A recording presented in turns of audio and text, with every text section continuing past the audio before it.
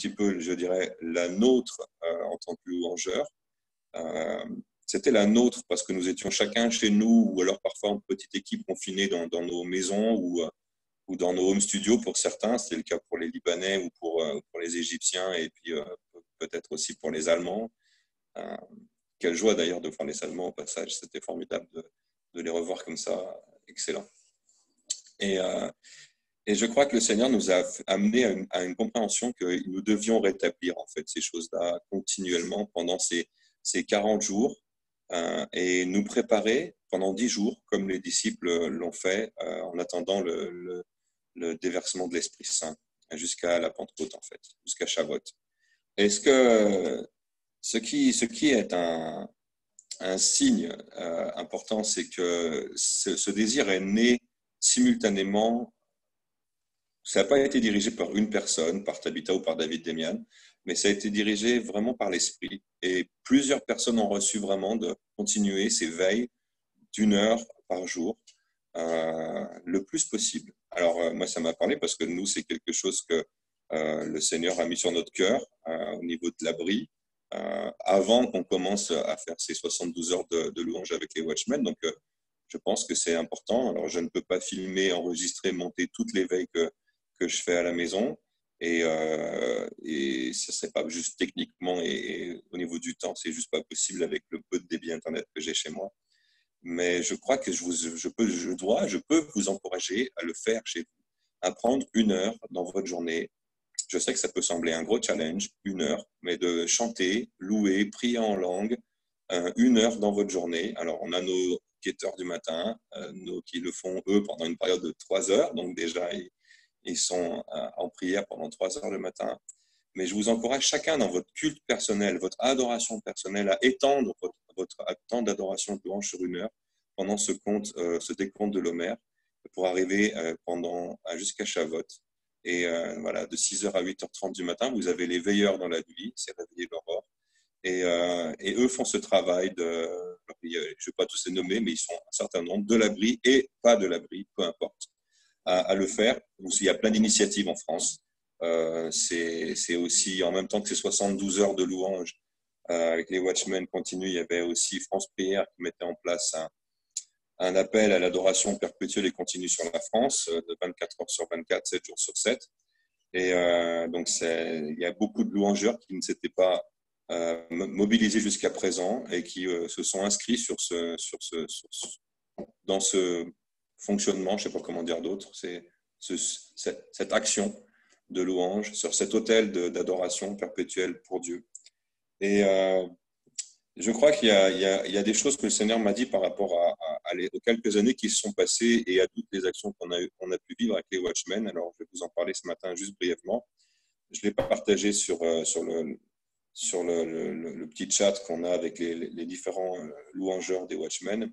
Et je pense que nous, on comprend tout à fait ce genre de choses. Alors, en fait, nous avons été dans un temps de traversée. Passover, c'est la traversée. Et en fait, je crois que nous avons vraiment cette année traversé une porte qui est ouverte depuis la fin de l'année 2018. Je crois que quand nous sommes allés à quelques-uns de l'abri à la conférence One Thing en décembre 2018 pour le nouvel an 2019, en fait, nous avons assisté à la naissance de l'ouverture d'une porte. C'est vraiment une nouvelle saison avec cette notion du reset. Et c'est quelque chose qui habite les cœurs de beaucoup de personnes sur Terre depuis. Cette notion de revenir, se recentrer au cœur de la présence de Jésus, au cœur de l'intimité avec Christ, de délaisser tout ce qui est superficiel, inutile et de se recentrer vraiment sur Jésus, sur lui. Je crois qu'on est passé dans une saison là, aujourd'hui, où on est passé à travers cette porte et qu'il y a eu des éléments de préparation très importants avec des rassemblements Watchmen à Singapour, qui était l'an dernier, mais aussi Dieu a fait naître des choses au Canada depuis une dizaine d'années dans le cœur de son église globale, de sa famille globale, et puis ça est porté par les Chinois, et il fallait aussi le rassemblement de toute la famille arabe avec l'Égypte et la Syrie, où on a vu le Liban pendant ces 72 heures, et on a vu aussi l'Égypte très présente dans l'adoration, Je sais qu'il y a la Jordanie qui s'associe à tout ça. Et donc, cette autoroute d'Ésaïe 19, cette route d'Ésaïe 19 est en train véritablement de se mettre en place. Et le but de tout ça, ça n'est pas juste d'accomplir une prophétie d'Ésaïe 19, mais c'est afin que tous reviennent adorer à Jérusalem. Et je crois que ce recentrage de nos cœurs sur Christ et ce recentrage de la famille globale de Christ sur Israël, c'est quelque chose, c'est ce reset, c'est cette nouvelle saison dans laquelle nous entrons. Alors vous me direz, mais l'abri, nous, ça fait depuis 2002, 2003 qu'on va en Israël, ça fait des années qu'on est connecté avec Israël, mais nous sommes en avance sur une bonne partie du corps de Christ. Et je crois que c'est ça, être une église prophétique, c'est être en avance. Et c'est pas être le meilleur, c'est juste discerner les temps en avance et être capable, quand ils sont en train d'arriver, de savoir que nous sommes entrés dedans. Et je pense que c'est notre appel et c'est en tout cas, moi, c'est comme ça que je vois les choses. Alors, je laisserai après peut-être d'autres partager par rapport à ça. Je trouve ça extraordinaire que ce plan de Dieu qui a été écrit des centaines d'années auparavant se réalise aujourd'hui. Aujourd'hui, et nous sommes vivants pour en témoigner et pour le voir. Et ça, c'est une grâce que Dieu nous fait incommensurable. Oh, combien les prophètes comme Jérémie, Habakkuk, Ésaïe ont pleuré pour voir la réalisation des prophéties qu'ils ont reçues. Et nous avons la chance et l'honneur de les vivre aujourd'hui et de les voir de notre vivant. Ça, c'est vraiment le point sur ce qui s'est passé là. C'est d'important pour moi, pour les Watchmen, c'est que nous voyons la main de Dieu agir sur les nations en direct, maintenant. C'est quelque chose qui se passe maintenant sur toute la terre. L'autre point qui est important, c'est une discussion que j'ai eue avec un des responsables de la louange des Watchmen, vous connaissez peut-être, qui s'appelle Caleb Chiu. Il est de Vancouver aux États-Unis, au Canada, pardon. Vancouver, c'est au Canada, c'est encore pas annexé par les États-Unis. Dieu merci. Et j'ai une discussion avec lui par rapport à ce lockdown, comme ils disent en anglais, à ce confinement que nous avons. Et je crois que c'est une bénédiction, ce confinement. C'est vraiment un temps que nous pouvons prendre à part. Et hier, il y avait une vidéo en direct de Marc Brisebois que j'ai partagée sur mon Facebook. C'est en anglais, malheureusement, c'est pas en français. Et je vous invite, pour ceux qui comprennent l'anglais, à l'écouter et peut-être à essayer de la traduire à votre conjoint ou peu importe. Mais écoutez ce que dit Marc Brisebois par rapport à ce confinement qu'il appelle, lui, la pause Sélah. Cette pause qu'on retrouve dans les psaumes où parfois il écrit pause, où il écrit Sélah. Ce moment où le temps s'arrête et où Dieu fait ce qu'il veut faire. Et je crois que c'est une saison dans laquelle nous sommes, où nos activités, tout ce que nous faisons autour, s'arrête pour que Dieu fasse ce qu'il a décidé de faire depuis toujours.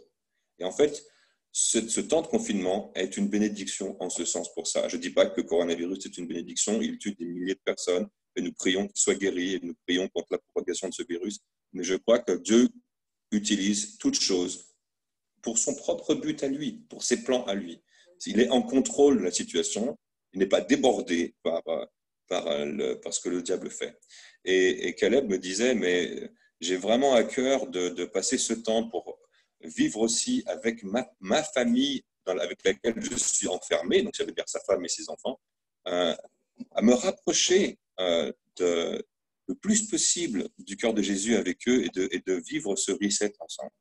Alors, c'est une idée que je crois nous partageons tous, mais je vous encourage à essayer de le pratiquer le plus possible. Alors, ceux qui sont seuls à la maison avec votre chat, et je pense notamment à Virginie, que je vois juste à côté de moi dans les vignettes, la communion avec le chat, c'est important, mais le téléphone peut aussi, Zoom, c'est utile. Je pense qu'on a aujourd'hui une chance incroyable d'avoir eu un visionnaire comme Bruno, on ne le redira jamais assez sur Bruno Maréchal, sur cet outil qu'est Zoom. Et c'est grâce à lui que nous sommes capables aujourd'hui de rester ensemble, rester connectés ensemble, une famille ensemble, et de prendre du temps ensemble, comme nous le faisons le mardi soir. Je vous invite à vous connecter le mardi soir et le dimanche matin. Je vous invite à inviter des gens à se connecter le dimanche matin, à relayer ce temps que nous passons ensemble, parce que c'est ce que Dieu cherche.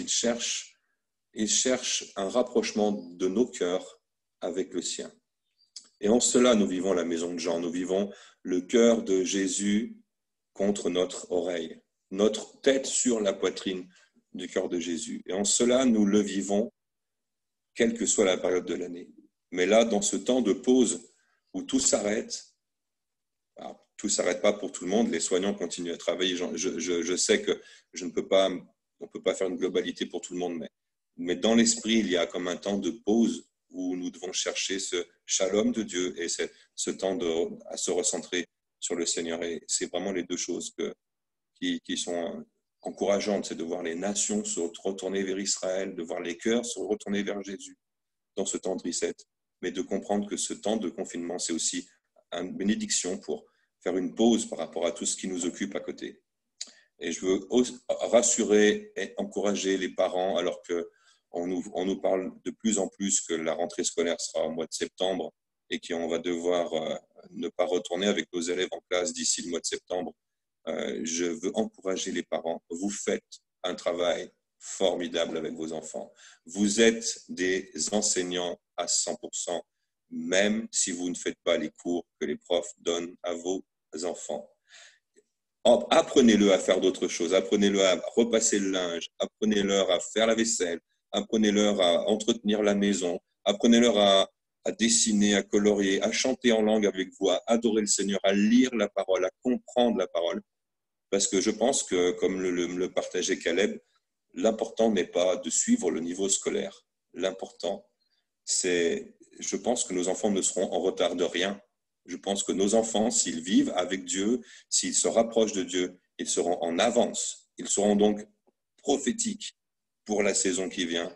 Et nous allons en cela les amener plus loin que nous avons été. Donc j'encourage chacun des parents, vous faites le maximum. Ne vous mettez pas de pression avec le devoir scolaire. Je vous rassure tout de suite, en temps normal, en 2 mois d'école, on sait très bien, nous les enseignants, en 2 mois de vacances, en 2 mois de vacances du mois de juillet et du mois d'août, qu'il faut tout reprendre à la rentrée. Ça ne changera rien par rapport à d'habitude. Soyez dans la paix et les parents avec les enfants par rapport à ça. Je dis ça à ceux qui ont des enfants en primaire parce qu'ils sont submergés de travail par les maîtresses et les maîtres. Donc, soyez en paix et passez du temps ne pensez pas qu'ils vont avoir du retard. Pensez qu'ils vont être en avance si vous prenez le temps de faire autre chose avec eux et de vivre la communion avec Jésus et le Saint-Esprit en famille. Ils seront en avance sur tout. Voilà, c'est tout ce que je voulais vous dire ce matin. Voilà, je vous laisse un petit peu aussi le souffler parce que les choses avancent très vite et que nous sommes vraiment dans un temps intéressant. Je vais faire un tout petit partage d'écran. Alors, comme moi, j'ai encore jamais fait ça, je vais voir si ça va marcher et que chacun pourrait regarder ça. Donc, c'est ici. Et je vous partage quelque chose que vous devriez voir. Tire-le. Il faut que je tire quoi, moi? Alors, voilà. Moi, j'ai perdu l'écran, mais il va revenir, j'espère. Voilà. Et on fait comme ça. Voilà. Ah non, d'accord. Voilà, vous voyez l'image que je vous mets pour quelques secondes. J'ai reçu ce matin du très cher frère Marc Odara, avec qui nous travaillons sur Lyon pour aider la ville de Lyon. Il fait partie de l'équipe de la CCOL. Et nous nous connaissons bien et nous travaillons, en tous les cas, Laurent et moi-même, et l'Abri, on participe parce que la CCOL, c'est le conseil œcuménique charismatique lyonnais. C'est un truc très compliqué pour dire que c'est des chrétiens sur Lyon qui se rencontrent de diverses confessions pour aider leur ville. Et vous voyez, je vous ai mis cela. L'image un peu plus grosse, Flo, parce qu'en fait, on voit une toute petite vignette. Il faut agrandir. Attends, Bruno va faire ça. Moi, je ne sais pas du tout. Non, il dit qu'on ne peut pas. Et c'était plus gros avant, en fait. Donc, sortez du mode. Sur vos écrans de partage d'écran, d'augmenter la taille de la vidéo. Oui, mais c'est déjà à fond et c'est tout petit. En fait, alors, je vais vous la lire. Je ne peux pas faire mieux que ça. Je vais vous la lire. Alors, qu'est-ce qu'il y a marqué dessus? Il y a marqué « Il est ressuscité, il est vraiment ressuscité, il est vraiment ressuscité. Alléluia ». Ça, c'est le message que vous voulez faire passer, Marc. Et en dessous, vous voyez, il y a la grotte, le tombeau vide. Évidemment, il n'y a plus rien dans le tombeau. Et en dessous, avec toute la communauté du chemin neuf, nous vous souhaitons de belles fêtes de Pâques dans l'acceptation de ce confinement. C'est très important que Marc Odara dise, c'est quand même vraiment, on va dire, la peau du mouvement de la communauté du chemin neuf, et qu'il dise dans l'acceptation du confinement. Ça veut dire beaucoup de choses. Ça veut dire, bon, on l'accepte, voilà, on doit traverser ces choses. ça veut surtout dire que c'est certainement pas Dieu qui l'envoie. Et là, je le rejoins complètement. Mais ensuite, il met cette petite phrase. Alors, désolé si vous ne pouvez pas la lire, mais je vous la lis. Il met que le Seigneur nous révèle son visage. Et ça m'a tellement fait rire parce que lui, il a mis un énorme masque et il a fait exprès, c'est clair. Il a un masque sur le visage, il a des gants à la main, il s'est pris devant sa communauté. Tu peux me l'enlever maintenant, l'image. Et du coup, moi, je lui ai répondu un message ce matin. Je lui ai dit, eh bien, justement, peut-être qu'il nous oblige d'une certaine manière, on est obligé à cacher notre visage, mais pour qu'on prenne le temps d'avoir la révélation du sien. Et l'idée ne m'était pas venue, donc il m'a fallu ce frère catholique qui me fasse réfléchir sur ce domaine de « Eh oui, on doit tous avoir des masques ». D'ailleurs, beaucoup pleurent parce qu'ils n'en ont pas. Nous prions que chacun puisse avoir une quantité de masques suffisante, pas seulement les soignants, mais aussi les gens qui sortent dans la rue, parce que c'est encore quand même très compliqué à l'heure actuelle. Ceci dit, frères et sœurs, réfléchissons à cela, que le Seigneur vous révèle sa face et son visage. Moi, c'est ma prière pour vous, que vous puissiez vraiment prendre ce temps pour que sa face soit révélée à vous. Alors, je vais essayer de me canaliser sur une petite demi-heure, plus ou moins petite, vous me connaissez, mais je vais essayer de faire court parce que ce soir, nous avons un grand voyage à faire avec les sentinelles sur la muraille et moi, je suis impliquée et ça me demande aussi beaucoup d'investissement. Donc, voilà. Mais je veux quand même vous donner un message ce matin. J'ai envie de vous dire 2-3 petites choses. Et une des petites choses par laquelle j'aimerais commencer, je vais reprendre, parce que j'aime bien qu'on suive un fil prophétique dans la façon dont Dieu dirige sa maison. Et vous savez, ce n'est pas un jour, et puis l'autre, il n'a rien à voir avec le jour d'avant, puis rien à voir avec le jour d'après. Je crois que toute notre vie a un fil rouge qui doit suivre en nous, dans notre vie. On doit apprendre à comprendre la pensée prophétique de notre vie, c'est-à-dire hier est relié à aujourd'hui, est relié à demain. Et d'ailleurs, les couples nous le montrent bien. Les Juifs pensent toujours le passé, le présent, le futur. C'est jamais coincé dans une case dans le temps. Alors, on va reprendre à ce que nous avions entendu le Seigneur nous dire au travers de Carlos Payan dimanche dernier. D'ailleurs, si vous voulez la prédication, elle est sur le site et vous pouvez aller l'écouter. Hosanna, sauve-nous Seigneur, c'est quand même ce que veut dire Hosanna. Sauve ton peuple. Il y a un cri qui monte du cœur des adorateurs, du cœur des sacrificateurs. Et il y a un cri qui monte de ce monde. Au secours, on se noie. Au secours, on ne veut pas mourir. Et puis, il y a un cri qui monte en nous, comme on l'a fait ce matin. Au secours, Seigneur, mais Hosanna, Hosanna, sauve-nous, reviens vite. C'est aussi ça que ça veut dire. Il y a beaucoup de divers cris qu'on peut entendre. Selon moi, le coronavirus ne vient nullement ni de Dieu ni de ses jugements, absolument pas. Pour moi, c'est une attaque démoniaque sur le monde qui nous a surpris. Hein, c'est clair que ça nous surprend par la violence, par la rapidité, ça nous surprend. Et pourtant, on n'est pas ignorant, puisque Dieu nous dit dans sa parole, le diable est descendu vers vous avec une grande colère pour tous vous détruire. Donc, c'est clair qu'il va prendre les moyens, qu'il va s'être procuré lui-même. Et il est loin d'être idiot, le diable. Donc, Apocalypse 12, c'est déjà en marche. Et on est dans ce mouvement de la fin de cet âge où les chocs des royaumes vont être extrêmement violents. Vous avez, je ne sais pas vous, mais moi, j'ai suivi la série Game of Thrones, ça m'a beaucoup parlé. Le monde prophétise quand l'Église ne prophétise pas. Hein. La guerre des royaumes, la guerre des trônes, la guerre du pouvoir. Si l'Église n'a pas compris que c'est de cela dont il s'agit, je crois que l'Église a compris. Donc, il y a un combat spirituel de la fin de cet âge, nous y sommes. Et car Dieu a tant aimé le monde, le fondement de notre foi, il a donné son Fils, il a donné par amour ce Christ, et on vient de prendre cette communion tellement forte ensemble, où on comprend que c'est un sacrifice d'amour, parce que s'il n'était pas venu, s'il n'y avait pas eu ce Hosanna, s'il n'y avait pas eu cette entrée à Jérusalem, et je vous fais remarquer en passant qu'il n'est pas rentré à New York ou à Londres, hein, il a un petit choix personnel. Donc, respectez le choix personnel de Dieu. Hein. Il est rentré à Jérusalem et il a ses raisons de le faire. Donc, il a donné ce fils et un père aimant n'envoie pas un cancer ou une maladie pour corriger ses enfants. Frères et sœurs, soyons sérieux, ça n'existe pas. Je n'enverrai jamais pour discipliner ma famille un virus, histoire qu'il se confine et qu'il reste tranquille. Hein.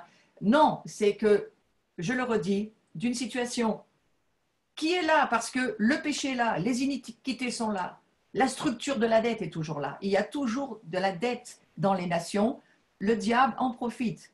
Ce sont nos péchés que Jésus porte pour nous sortir de ces dettes. Lui, il a tout payé, il a tout accompli, il a porté nos fautes, il s'est chargé de nos iniquités et c'est pour cela que, quelque part, nous-mêmes, nous sommes, d'une certaine manière, en sécurité. Pourquoi? Parce que nous ne mourrons pas, les chrétiens. Nous ne mourrons pas. Nous nous endormons, nous passons dans une autre dimension. Mais bon, allez, je vais quand même admettre que physiquement, certains nous ont déjà quittés.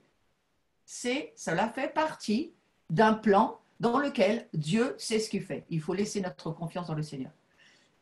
Mais je crois que c'est la porte qui ouvre à ce genre de situation dans laquelle nous sommes, c'est parce que le péché, les iniquités ouvrent la porte. La désobéissance ouvre la porte. Donc, il est clair que le diable a certains accès. On est d'accord. Mais Dieu ne punit plus son peuple.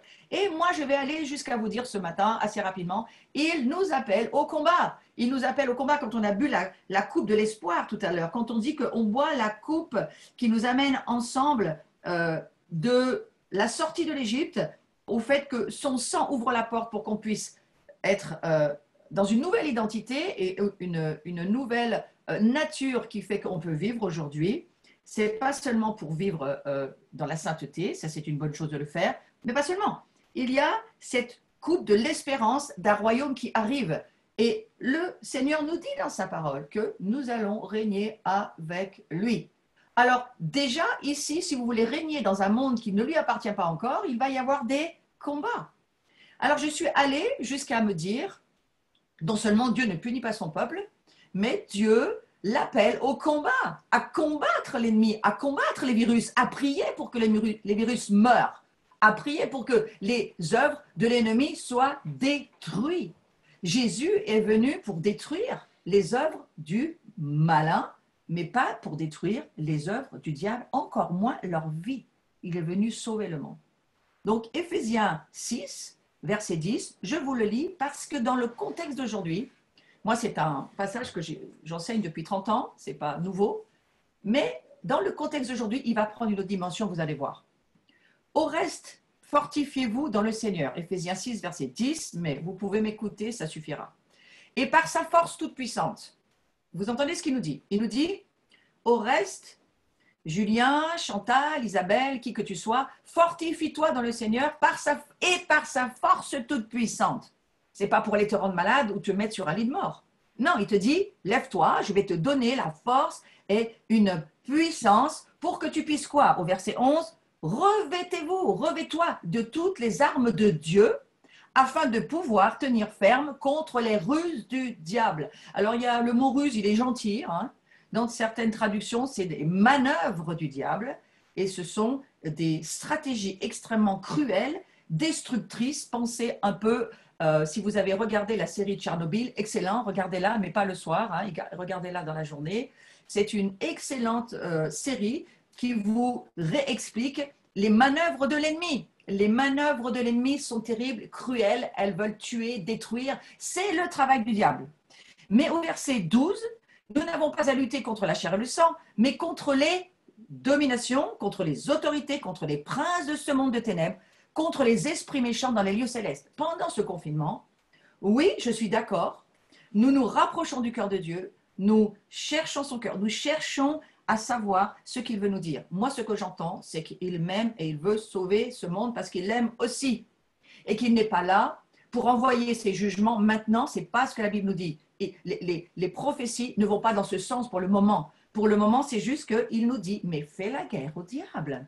Commence dans ta vie, commence autour de toi et commence à lutter pour garder la foi. Le combat de la foi, c'est ce que nous apprenons dans ce confinement. Ouais. Alors, jusqu'où tu comptes sur Dieu? Jusqu'où tu vas laisser ton caractère être changé pour être supportable par les autres? Jusqu'où tu vas rester agréable toute la journée, même pas que pour toi-même, mais pour les autres aussi. Oh, il y a 1000 questions qui se posent. Les 3/4 des couples sont en train d'exploser et ce n'est pas seulement le monde, les chrétiens sont en basculement. Il y a une arche qui pourrait nous faire croire qu'elle veut couler. Non, le Seigneur nous dit, fortifiez-vous, prenez les armes que je vous ai données, tenez ferme contre les manœuvres du diable, parce qu'on n'a pas à lutter contre seulement, hein, nous n'avons pas à lutter contre l'humain, mais nous avons à lutter contre les puissances des ténèbres qui attaquent l'humanité, et c'est de là dont il s'agit, ce dont il s'agit. Et au verset 13, écoutez de nouveau, il nous dit, le Seigneur, c'est pourquoi prenez toutes les armes de Dieu. Si tu faisais une dissertation, on te dirait, arrêtez les répétitions, vous l'avez dit 3 lignes plus haut. Mais moi, j'ai remarqué souvent, Dieu répète les choses, parce qu'il me semble qu'il sait qu'il faut qu'on l'entende correctement. Ouais. Prenez toutes les armes de Dieu afin de pouvoir résister dans les mauvais jours. Nous y sommes dans ce mauvais jour. Et tenir ferme après avoir tout surmonté. Donc, vous devez prendre ce verset et vous dire, ce sont des jours difficiles, je vais les surmonter, certainement que tu ne vas pas pouvoir les surmonter tout seul. Il faut pour cela que tu te fortifies dans le Seigneur. Comment te fortifies-tu dans le Seigneur? Adore Dieu, lis la parole de Dieu, mets de l'espace avec les humains que tu ne peux plus supporter, même si c'est ton chien ou ton chat, les animaux aussi, parfois nous tapent sur les nerfs, c'est possible. Hein? Mets de l'espace, va prendre du temps avec ton Dieu tout seul, et si tu es énervé contre toi-même, Dieu va te parler. Parce que c'est un peu mon histoire de ma prédication aujourd'hui, j'étais un petit peu énervée il y a 2-3 jours, et le Seigneur m'a parlé, je vais vous dire ce qu'il m'a dit. D'abord, je vais aller sur notre Dieu est rempli de compassion. Il s'est révélé en envoyant son Fils dans notre humanité. Mais enfin, si Dieu s'est fatigué à envoyer son Fils dans notre humanité, ce n'est pas pour détruire l'humanité de nouveau. Il a dit après le déluge, je ne le ferai plus jamais, je ne referai pas ça. Ne priez pas pour que les saisons reviennent, elles reviendront, c'est Dieu qui l'a écrit. Lisez Genèse 6, Genèse 7, Genèse 8, c'est écrit. Les saisons continueront. Le diable veut changer le calendrier, il n'y arrivera pas. Celui qui tient les planètes en alignement, celui qui tient les tétrades, celui qui tient la lune et le soleil, ce n'est pas le diable. Donc, celui qui tient Israël, c'est Dieu. Ah, ils ont vraiment cette chance, Israël. C'est qu'ils ont Dieu avec eux et nous avec, puisqu'on est devenus greffés à cet Israël spirituel. Où est notre souci aujourd'hui? Le ministère de Dieu, le ministère de Jésus, c'est le ministère de la compassion, c'est la manifestation de sa grâce. Et le ministère de Jésus, il est défini dans Luc 4. D'abord, alors, je veux d'abord faire un petit arrêt sur image, parce que Luc 4, 18, c'est là où Jésus définit son ministère. Mais avant, je vais vous faire un petit trajet avec vous pour expliquer 2-3 choses. On voit dans Luc 4, verset 1, Jésus rempli du Saint-Esprit. Mettez-moi pas les versets parce que je vais juste survoler et ne me mettez pas d'écriture. Écoutez-moi. Jésus rempli du Saint-Esprit revint du Jourdain. Il fut conduit par l'Esprit dans le désert où il fut tenté par le diable pendant 40 jours. C'est notre école de formation aujourd'hui. Jésus est rempli du Saint-Esprit après avoir vécu son baptême. Le baptême, c'est la représentation de la Pâque. C'est là où nous en sommes aujourd'hui. Nous sommes dans une Pâque où nous sommes en train d'avoir une submersion de beaucoup de choses. Nous traversons, nous passons sous l'eau de notre vieille nature, notre vieille vie. Nous quittons ce monde pour aller de l'autre côté, dans l'espérance du royaume de Dieu. Et la traversée de la mer Rouge, c'en est une représentation. Hein. Lorsque l'Égypte court derrière, Dieu va les submerger. On est très content de le savoir à l'avance. N'empêche qu'il faut quand même courir et il faut quand même écouter Dieu, il faut quand même suivre l'Esprit Saint. Ils avaient la nuée devant, la nuée derrière. Mais là, il n'y avait pas moyen de dire, moi je m'arrête, je pique-nique, je fais mon barbecue. Et pas moyen que j'aille à cette réunion-là. Ah, ce jour-là, ce n'était pas possible. Il fallait traverser le Jourdain, il n'y avait pas de barbecue, il n'y avait plus de j'ai pas envie, je fais la sieste, c'est pas l'heure, je veux pas. Et il fallait traverser. Hein. Donc là, dans ce confinement, frères et sœurs, me dites pas que vous en avez marre du confinement parce que c'est encore pas vraiment fini. Bon. Donc cette Pâque, on la vit et nous la vivons en ces jours. Et c'est un temps de submersion, mais Dieu sait pourquoi il te submerge. Il a aussi submergé le Christ lorsqu'il est venu. Il a vécu un baptême dont il n'avait pas besoin.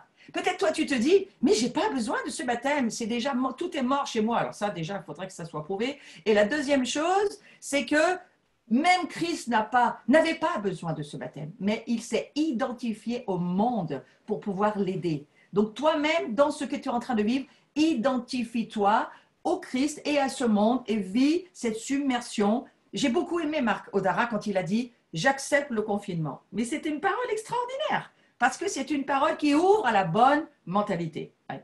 Donc laissons l'Esprit de Dieu nous changer. L'abandon de la vie, notre vie, la vie du Christ dans les plans de Dieu son Père, de notre Père Dieu, fait que en lui remettant notre âme. Vous savez que dans Ésaïe 53, 3 fois Jésus remet son âme à Dieu. Si vous allez voir dans cette traduction, c'est écrit « il remet sa vie », mais c'est extrêmement mal traduit parce que la traduction littérale hébraïque, Jésus 3 fois donne son âme à Dieu. Ça veut dire il donne sa vie, sa personnalité. Il donne pas seulement son être spirituel, il donne son incarnation qui est déjà là. Il donne tout ce qu'il allait être en tant qu'homme à chaque fois qu'il a vécu cette incarnation sur la terre. Donc laissez Dieu vous changer et faites comme Jésus. Abandonnez votre vie dans les mains du Seigneur et que vous puissiez lui remettre votre âme. Parce que pourquoi? Qu'est-ce que cela va amener? Eh bien, ça va faire que, en abandonnant votre vie et en vivant cette Pâque, qu'est-ce qui se passe après Pâques? Il y a le conte de l'Homère. Alors, ceux qui n'êtes pas au courant, je ne suis pas en train de parler hébreu, c'est juste la transition entre Pâques et Pentecôte. C'est une période de temps qui est décomptée de 50 jours. Et qu'est-ce qui va arriver après Pâques? La Pentecôte. Ce qui meurt est oint. Ce qui n'est pas mort n'est pas oint.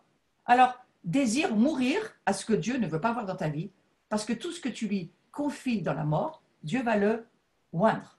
Quelle immense espérance. La deuxième chose, après que Jésus ait été rempli du Saint-Esprit et qu'il ait en amont vécu son baptême, je vous rappelle le baptême, ensuite il est rempli de l'Esprit et Jean-Baptiste verra une manifestation du descendant des esprits, il verra cette colombe qui descend et il comprend que c'est l'Esprit Saint. Voilà. Après son temps, il est emmené dans le désert. Et après son temps dans le désert, il va confronter Satan. C'est l'Écriture qui nous le dit. Donc, le Père, il suit un protocole. Vous savez que Seder, ça veut dire l'ordre, le protocole. Il suit un protocole qui va lui permettre d'avoir la victoire sur le diable. Est-ce que vous pensez que si Dieu le Père l'a fait pour Jésus, il ne le ferait pas pour vous? Donc, il le fait pour moi, en tous les cas. Donc, il me fait suivre un protocole qui va faire que je vais avoir la victoire sur le diable. Et c'est bien pour ça que Dieu nous a mis sur la terre.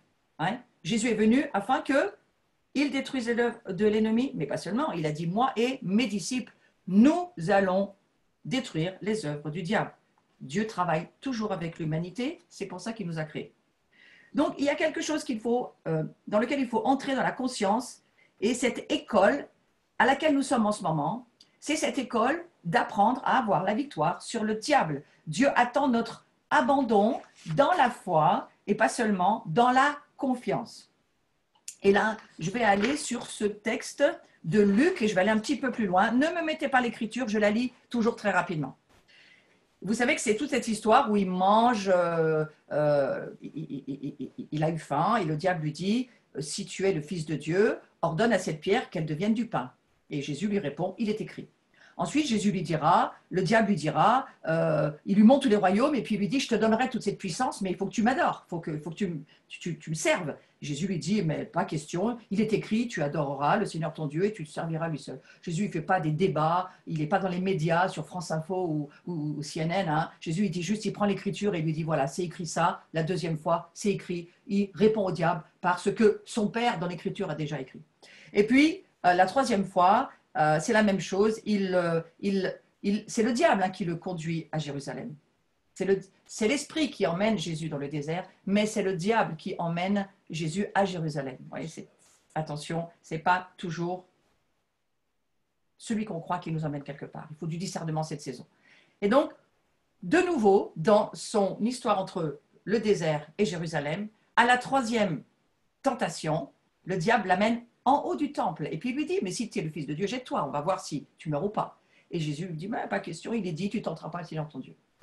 Dans cette saison, nous voulons faire taire le diable. Mes amis, donnez pas vos opinions, donnez pas ce que vous pensez.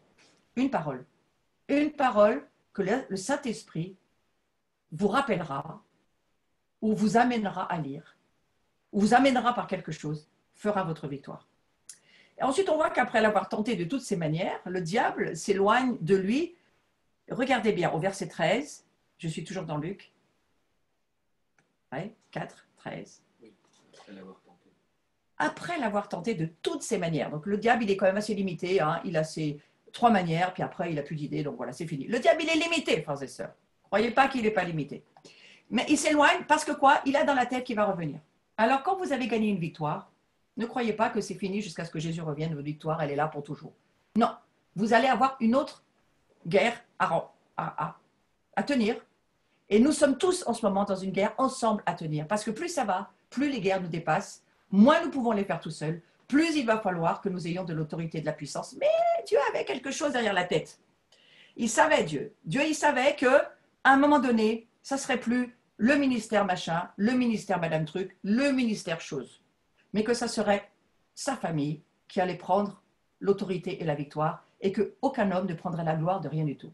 Et je crois que ça fait partie de cette saison où Dieu nous dit, aujourd'hui, je lève ma famille, mon équipe de construction, je lève mes disciples, ceux qui vont participer à ma première résurrection, gouverner le royaume avec toi. Ceux-là, il faut qu'ils soient morts, il faut qu'ils soient fidèles, il faut qu'ils soient confiants dans ma parole, il faut qu'ils sachent se battre, il faut qu'ils sachent faire la guerre. Donc le Seigneur qui est en train de réfléchir à son futur conseil ministériel pour le royaume qui va durer quand même 1000 ans, c'est très long, et je ne suis pas sûre qu'il va changer son gouvernement tous les 15 jours, comme on voit chez nous. Donc il faut vraiment qu'il prenne soin, n'est-ce pas? Donc Jésus, revêtu de la puissance de l'Esprit, retourne en Galilée et l'histoire continue. Au verset 16, vous avez vu ce contexte du combat spirituel. L'Esprit vous amène au désert, le diable vous confronte dans votre désert, il vous amène dans des lieux où vous n'auriez peut-être pas besoin d'aller, mais il va vous emmener dans certains lieux. Soyez très prudents des lieux dans lesquels le Seigneur veut vous emmener dans le désert d'aujourd'hui. Le confinement peut être compris comme un désert. Soyez très prudents, parce qu'il y a des lieux où c'est Satan qui vous emmène. Alors si Dieu laisse faire, vous allez avoir la victoire, mais trouvez la stratégie. Que nous dit juste après, au verset 16, il se rend à Nazareth, où il a été élevé, et puis un petit peu plus loin, il entre dans la synagogue le jour du Shabbat. Et ça, tout le monde connaît cette partie de Luc 4, 18. Moi, si on me dit Luc 4, 18, je sais, c'est le ministère de Jésus. Mais si on m'avait dit qu'est-ce qui se passe avant, je n'étais pas si sûre que c'était aussi proche de sa sortie du désert et de sa sortie de la tentation du diable. Et directement, on le retrouve dans la synagogue. Pourquoi? Mais je pense que Satan savait qu'il allait passer du désert à son ministère. Il savait qu'il allait parler dans la synagogue. Et quelque part, il a tout fait pour l'arrêter. Moi, ça me montre que ce que Satan envoie aujourd'hui sur la terre, c'est parce qu'il sait qu'il y a quelque chose d'immense et d'énorme qui va arriver dans pas très très longtemps. La grande moisson, le grand réveil, la puissance sur l'équipe de construction sur laquelle Dieu va mettre de l'onction, parce que cela, il va mettre le turbo, l'accélération. Frères et sœurs, on est en train d'y arriver. Juste prenez la vision, d'accord? Donc Luc 4, 16, 17, verset 17, on lui remit le livre du prophète Ésaïe et l'ayant déroulé, il trouve l'endroit où il était écrit. Moi, ça m'a beaucoup parlé. J'ai relu ça ce matin, je me suis dit, ouais, mais il y a plein de gens, ils sont toujours en train de, je ne sais pas, d'attendre qu'une prophétie tombe ou qu'on leur donne une parole. Mais Jésus, il ne fait pas ça. Jésus, il va dans le livre et il dit, ah, c'est écrit là, mon histoire, c'est maintenant, c'est à moi de remplir le contrat. Alors, j'aimerais vous mettre au courant que certaines prophéties, c'est déjà écrit dans la Bible. Allez pas chercher la bonne aventure dans le monde spirituel chrétien, parce qu'on n'en peut plus. Mais allez simplement au bon endroit dans la Bible, la bonne chose que Dieu dit que c'est maintenant qu'on doit le faire. Et maintenant, il faut détruire les œuvres du diable, parce que c'est pour ça que Jésus est venu. Donc là-dessus, il faut se lâcher un petit peu plus. Autre chose, il trouve cet endroit où il est écrit. Jésus cherche et il dit, l'Esprit du Seigneur est sur moi. Parce qu'il m'a oint, et il lit le rouleau d'Ésaïe, il m'a oint pour annoncer une bonne nouvelle aux pauvres. Dieu l'avait déjà dit à Ésaïe, comme il sait que son histoire est écrite dans la Bible, il va la chercher et il redonne à la une le journal d'actualité du moment. Donc c'est le journal du moment, c'est l'actualité. Et il dit, il m'a oint pour annoncer une bonne nouvelle aux pauvres. Il m'a envoyé pour guérir ceux qui ont le cœur brisé, pour proclamer aux captifs la délivrance, aux aveugles le recouvrement de la vue, renvoyer libres les opprimés. Alors, c'est quoi le ministère du Christ sur la terre? C'est pas d'envoyer des virus, frères et sœurs. C'est d'aller aider les malheureux, les malades, les captifs, donner l'espérance, ressusciter ceux qui meurent et certainement pas leur envoyer la mort. Ça serait quand même stupide de donner à Dieu des attentions que Dieu n'a pas. Alors, excusez-moi pour cette petite colère sainte qui va très vite passer, je vous le promets. Pour publier une année de grâce.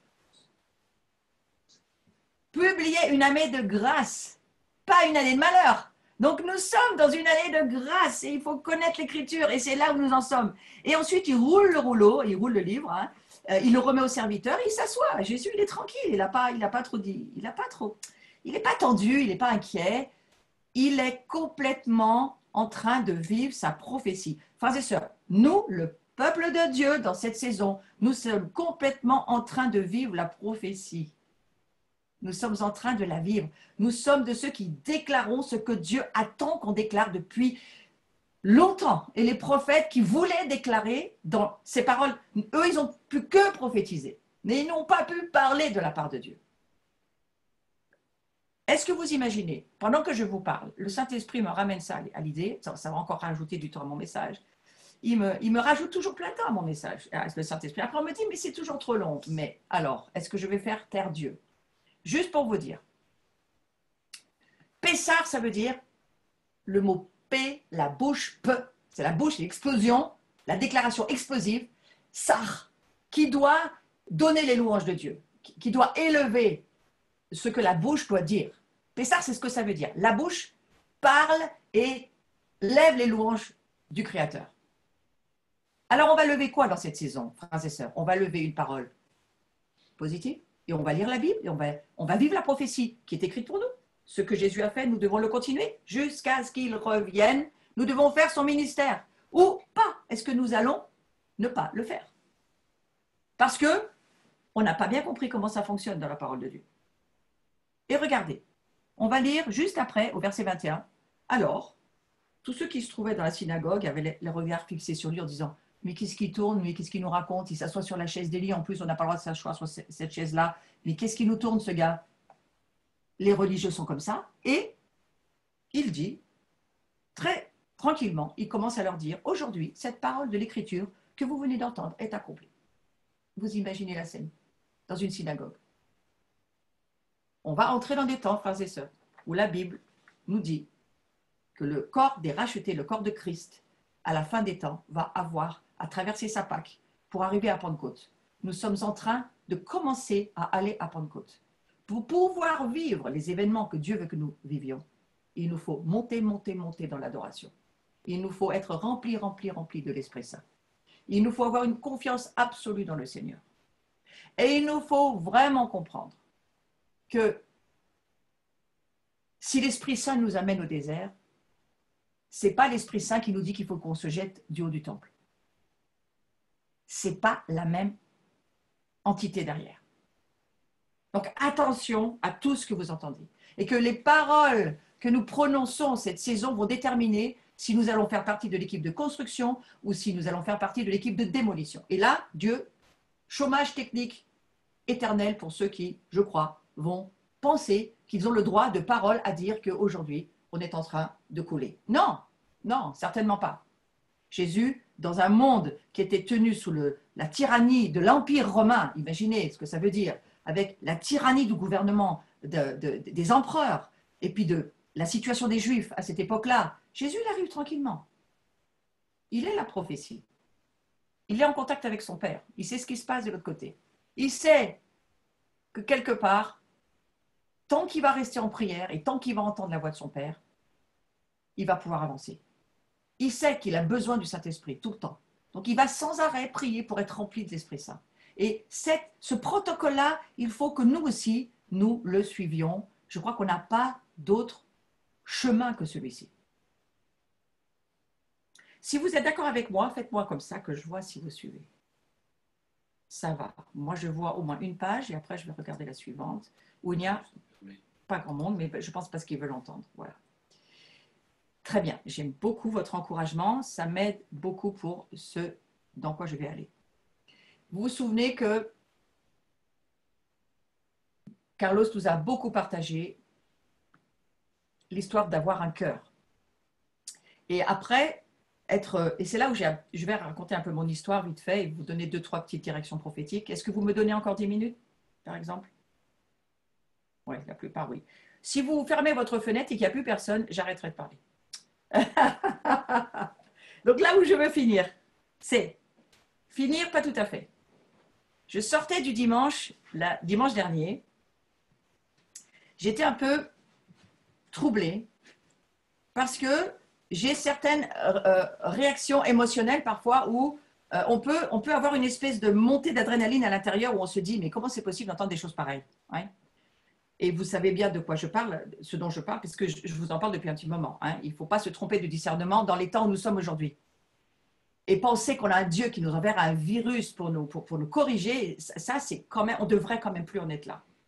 Donc moi, j'allais avec un cœur un peu explosé à l'intérieur en disant, Seigneur, comment c'est possible? Comment c'est possible? Comme je comprends et comme je suis d'accord avec Carlos et tout ce que j'entends à côté, s'il te plaît, Seigneur, qu'est-ce qu'on peut faire? Et tout à coup, j'ai eu un espèce de coup de gueule et j'ai senti mon mari à côté de moi me dire, oh, ça commence à être lourd là, cette histoire. Bon. Et lui, il est parti dans son coin, moi dans le mien. Et j'ai fait ma montée, j'ai une petite montée vers chez moi où je vais faire ma montagne pour parler à Dieu et puis pour faire un peu du sport.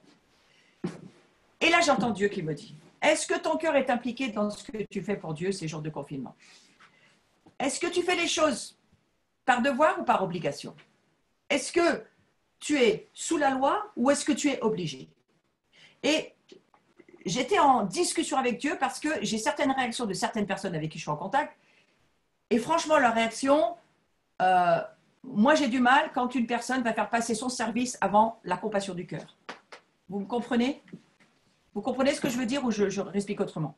J'ai du mal lorsque, par exemple, quelqu'un va me faire passer son service, moi je fais ça, et puis après, mais la personne dont tu t'occupes, tu as essayé de comprendre son cœur, savoir ce qu'elle vit, savoir où elle en est, avant d'être dans la procédure du service. Et c'était compliqué pour moi. J'avais le cœur un peu blessé par rapport à ça. Et c'est rare que je sois blessée. Et je me suis dit, ce confinement, c'est en train de m'atteindre parce que quelque part, moi, je ne suis pas quelqu'un qui psychote, mais dans le confinement, on a tendance à psychoter. Ouais, je ne sais pas si vous, mais moi, oui. Hein. C'est-à-dire qu'on se met à trop penser, parce qu'on a trop de temps pour penser. Et alors, le Seigneur me dit, est-ce que tu fais les choses? Est-ce que ces personnes, tu penses qu'elles font les choses par devoir ou par obligation? Et j'ai senti que ce n'était pas seulement à moi qui le disait, mais il disait, discerne les gens qui te parlent. Est-ce qu'ils font les choses avec leur cœur ou sans leur cœur? Et je me suis dit, mais j'espère bien qu'on le fait avec notre cœur, Seigneur Jésus. Donc après, je suis partie à penser à l'abri, je pensais à l'Église de Christ, à ma nation. Et il faut lui donner une réponse. Et personnellement, je lui ai répondu que je faisais mon service avec mon cœur et que j'étais attentive depuis plusieurs années. Je fais attention à l'écriture, je la lis. Quand ma vie n'est pas en accord avec l'écriture, je change les choses. J'essaye de mettre les choses en accord avec la parole. Des fois, ça me prend plus ou moins de temps. Mais on ne peut se repentir que de ce qu'on voit, que de la révélation qu'on a. On ne peut pas se repentir d'une révélation qu'on n'a pas. Donc, je commençais à me dire, il y a une révélation que Dieu est en train de m'accorder, il faut que j'en fasse quelque chose. Et j'ai compris que ça voulait dire, pose-toi bien la question, dans ce temps de confinement, tout ce que l'Église fait, elle doit apprendre à le faire avec son cœur et pas par légalisme, pas par devoir, pas parce qu'on est obligé, pas parce qu'il faut le faire, pas parce qu'on me le demande, mais parce que, tout simplement, on aime le Seigneur, on le fait par amour. On ne le fait pas pour être reconnu, pour être écouté. On le fait parce que Dieu en a besoin. Alors, j'ai répondu plus ou moins à cette question qu'avait posée Carlos. Et j'étais toujours en train de me promener. Et le Seigneur me rappelle, l'accusateur des frères, c'est le diable. Et on lutte contre des démons. Et c'est pour ça que je vous ai démarré cette prédication avec Éphésiens 6. Oui, le confinement, mais attention, on a un combat avec des démons qui peuvent être à l'extérieur, mais qui peuvent être aussi à l'intérieur de nos vies. Et ce confinement va servir à purifier, à sanctifier notre être humain. La deuxième question que je me suis entendue poser par Dieu, est-ce que tu acceptes d'être cet anon dont parlait Carlos? Est-ce que tu veux bien être cet anon? Est-ce que tu acceptes d'être le moyen que Dieu utiliserait comme il le voudrait pour transporter sa présence? Ou pas?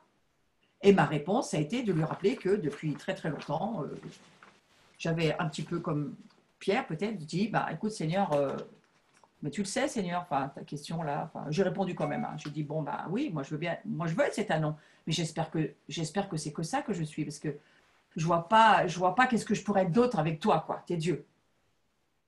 Il m'a rien dit.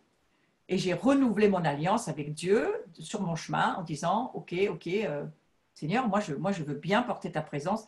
Je sais que tu es lourd, que ça pèse, que des fois c'est encombrant même, des fois c'est submergent, mais je veux bien ma vie. Puis je n'ai pas prié que pour ma vie, j'ai prié pour ma communauté aussi. J'ai dit, je veux bien que ma communauté porte le poids que nous demande de porter. Tu nous demandes de porter des poids extrêmes pour le tout petit nombre que nous sommes. Et des fois, c'est vrai, je râle pas, mais je dis, Seigneur, c'est très gros ton poids là. Des soirées comme jeudi, c'est très gros, on porte tout le poids. Mais je le faisais vraiment avec mon cœur. Ça, je le savais. On était l'annon, ça, je le savais. Nous sommes appelés à être des anons, frères et sœurs. Alors, est-ce que l'œuvre que Dieu vous a confiée, est-ce que vous acceptez d'être cet anon qu'il veut que vous soyez? Et en l'acceptant, il faut lui demander et accepter qu'il va mettre son poids. Donc, si tu es dans ce combat de traverser la Pâque, si tu es dans ce combat spirituel de parfois trouver que ton confinement c'est trop dur, que ce que Dieu te demande c'est trop lourd parce que au fond, on regarde déjà tout ce que tu as, les enfants, la famille, il faut encore que je fasse ci, que je fasse ça, que je m'occupe de ça, puis il y a encore l'église qui me demande par derrière. Puis...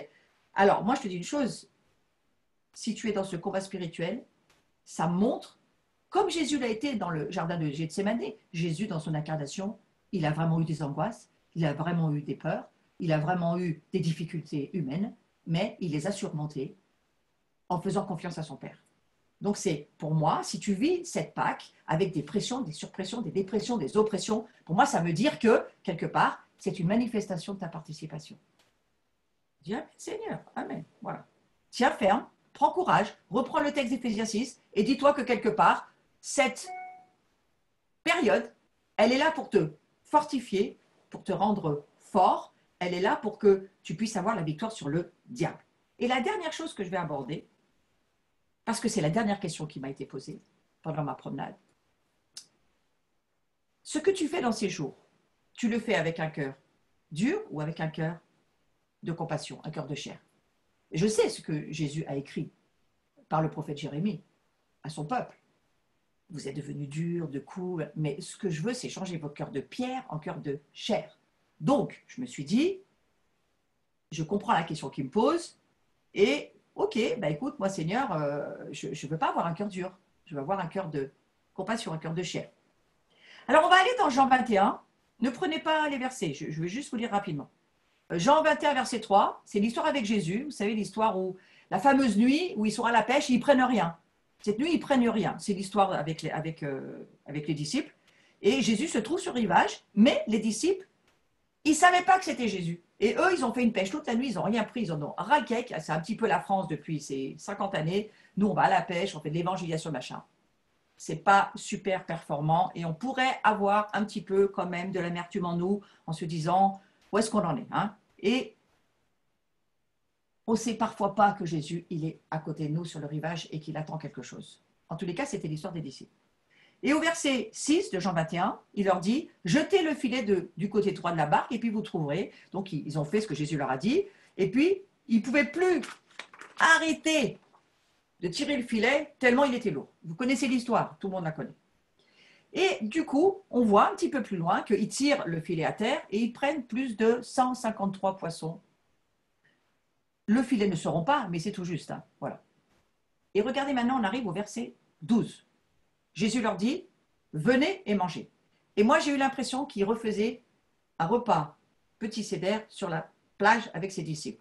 On va peut-être dire un repas de communion, hein, puisque c'est maintenant la même chose. Aucun des disciples n'osait lui demander, mais qui es-tu? Ils ne le reconnaissaient pas. Ils étaient ensemble à table, ils mangeaient, ils ne le reconnaissaient pas. Combien de chrétiens sont à la table de la communion avec leur église, leur dénomination, leur assemblée? Mais s'il y a un catholique ou un orthodoxe ou un autre qui vient à leur table, ils ne savent pas vraiment. Il peut prendre, lui, le pain ou pas, il peut prendre la communion ou pas, parce qu'ils ne reconnaissent pas qu'il y a Christ en eux. Mais j'ai compris que c'était ça, que les disciples, ils ne voyaient pas que c'était Jésus. Parce que ça nous parle aujourd'hui. Frères et sœurs, il faut voir qui est le Christ dans quel que soit ce que Dieu met autour de sa table. Il faut discerner. Hein, c'est très, très important cette saison. On n'est pas à se dire on est catholique, protestant, orthodoxe. On est à se dire on est croyant et qu'on a le Christ et ça nous suffit. Ce n'est pas notre nom de famille qui nous sauve, c'est Christ qui nous sauve. Donc, ô combien il faut discerner ce corps de Christ. Et en tous les cas, eux, ils étaient complètement aveugles. Alors, Jésus, il s'approche, il prend le pain, il leur donne, et il fait de même avec le poisson. Ça vous paraît pas bizarre? Il prend le pain, il leur donne, et puis il fait pareil avec le poisson. Ben oui, c'est pas du vin, mais c'est le poisson. Mais le poisson, c'est les chrétiens quelque part. Hein. Donc, il est en train de dire, enfin voilà, vous avez toute la nuit pour réfléchir. Et du coup, après qu'ils eurent mangé, donc pour moi, il y a une histoire de repas là. Après qu'ils eurent mangé, c'est là où Jésus dit à Pierre, 3 fois, parce que c'est là où Jésus m'a emmené dans ma 3e question, dans ma promenade. Tu as un cœur de pierre ou un cœur de chair? Et finalement, à Pierre, Jésus lui dit 3 fois, 3 fois, m'aimes-tu plus que ne m'aime ceci?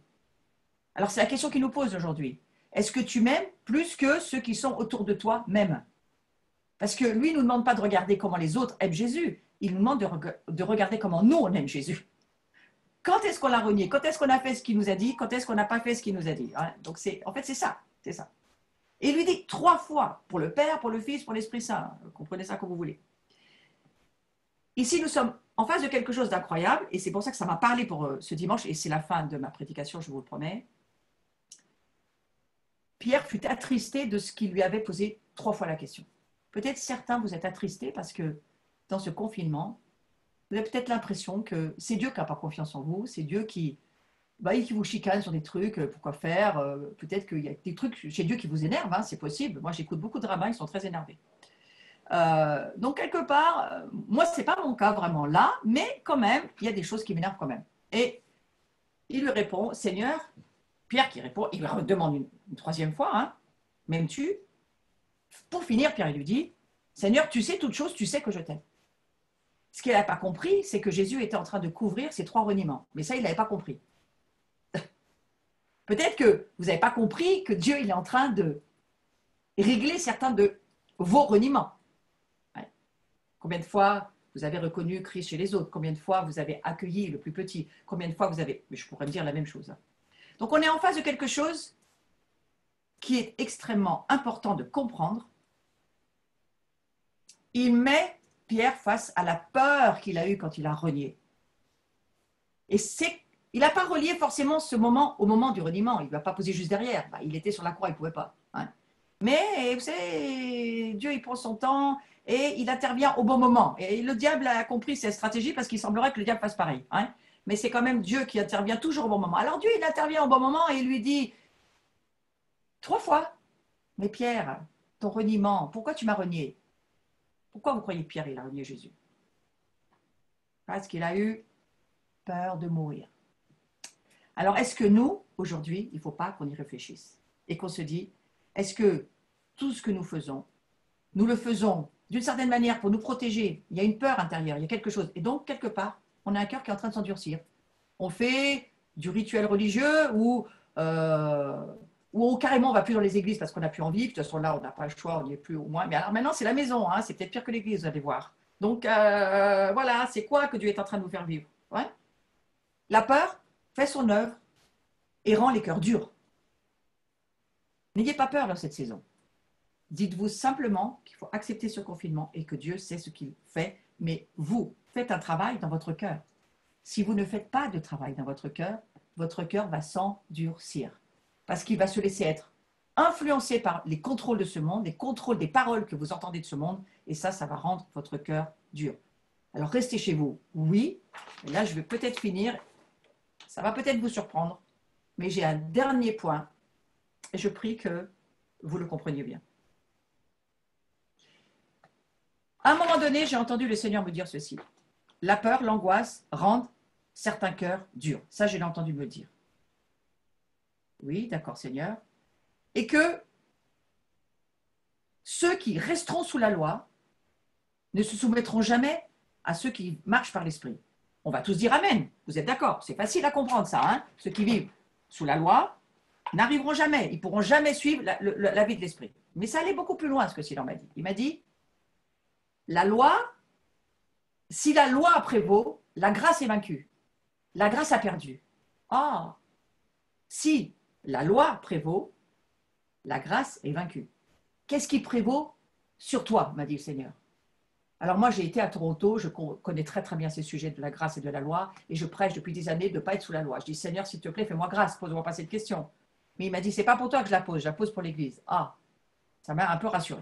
Après, il me dit, mais il va falloir que tu comprennes que je vais faire passer les limites à l'Église. Est-ce qu'elle est prête? Les limites de quoi? Les limites de leur humanité. Parce que c'est un obstacle, un danger pour les cœurs de chair que Dieu cherche dans ces jours, que de ne pas accepter de passer certaines limites si Dieu te le demande. Comprenez-moi bien, je vous explique. Nous ne devenons pas des pharisiens lorsque nous suivons l'Esprit Saint. Mais nous ne sommes pas des pharisiens pour autant lorsque nous nous soumettons à la loi. Nous devons nous soumettre à la loi, c'est-à-dire la loi de nos gouvernements, la loi de ce monde. Restez chez vous, c'est important. Il faut bien sûr y obéir. Et c'est clair.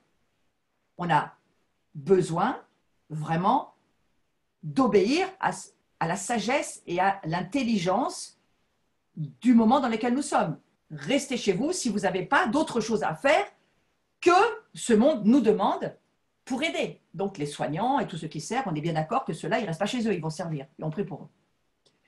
Mais il m'a dit une chose, le Seigneur, il m'a dit, attention, je vous amène au désert pour que vous perdiez vos habitudes et que vous changiez vos manières de penser parce qu'il va falloir que vous changiez totalement votre manière de penser les choses. Alors ça, on l'avait compris déjà. On avait compris que tout est en train de changer dans nos pensées. Mais j'ai dit, mais Seigneur, tu veux aller me faire aller où là? Et il me dit, mais il y a un moment donné où il va falloir que les mesures barrières que vous mettez, vous les enleviez.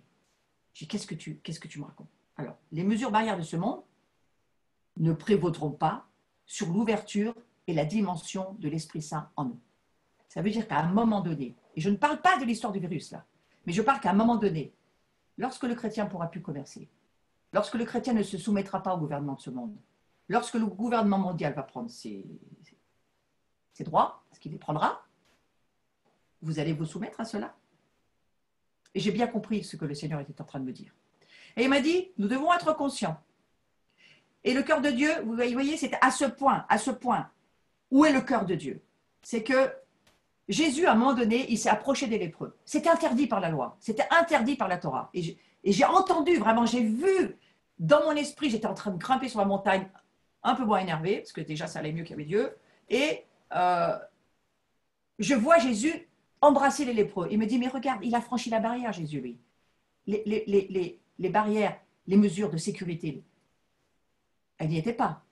Parce que moi, je lui ai permis. Moi, j'ai permis à mon fils d'aller le faire. Donc, tout ce que Dieu nous permettra, nous pourrons le faire. Mais attention, aujourd'hui, je n'ai pas dit que c'était pour aujourd'hui. J'ai dit, il faut commencer à se faire à l'idée qu'il y a un moment donné où Dieu nous fera franchir les mesures barrières de sécurité parce qu'il faudra les passer pour obéir à Dieu. Nous devons nous préparer, en traversant cette Pâque, à être obéissants à la voix du Seigneur. Vous savez ce petit verset qu'on dit depuis 40, 50 ans pour certains? Mes brebis entendent ma voix, je les connais, elles me suivent. Les mesures barrières, elles sont où? Bon. Donc nous devons être conscients que nous n'avons pas à avoir peur des hommes. Moi, je vais vraiment revenir sur le domaine de la peur. Nous ne devons pas avoir peur des hommes. Nous devons en aucune manière nous soumettre à la peur.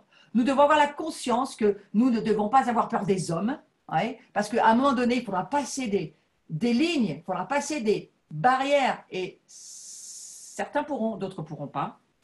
Et nous y sommes soumis lorsque la sagesse et la sécurité nous le demandent. C'est ce qui convient aujourd'hui de rester chez vous. Et si ce qui est autour de nous nous le permet, bien sûr. Mais si Dieu nous parle et nous donne une parole qui va confronter ce légalisme, il va falloir traverser la barrière. Enlever la pierre, détruire l'obstacle. Enlever en nous cette peur qui fait que certains ne peuvent pas aller même aider aujourd'hui au niveau du virus parce qu'ils ont trop peur de tomber malade. Je vous encourage à prier, frères et sœurs. Jusqu'où tu m'aimes, Pierre? Voilà, j'ai fini ma prédication aujourd'hui. Je m'excuse, c'est un petit peu plus long que je l'avais prévu. Mais il y a du sens, vous comprenez. Il y a du sens dans le fait que aujourd'hui, Dieu nous parle, gardez un fil rouge de ce que Dieu est en train de dire, pas seulement à la communauté, mais à l'Église de France. Dieu est en train de nous donner un fil rouge. Il nous prépare pour les temps qui arrivent. Et ce temps de confinement, de désert, de mise à part, de pause, de céla, tout ce que vous voulez, c'est quelque chose que Dieu est en train d'utiliser en nous parce qu'il nous prépare pour d'autres temps. Il a fallu 3 fois à Pierre pour être sûr de son amour. Alors je prie qu'il en soit de même pour nous, que nous puissions comprendre que Dieu est bon, compatissant, il est miséricordieux, que tout ce que nous vivons, c'est parce qu'il nous prépare pour les jours à venir et surtout pour la venue de son royaume. Amen. Amen. Voilà, donc je crois qu'on a fini notre dimanche ensemble.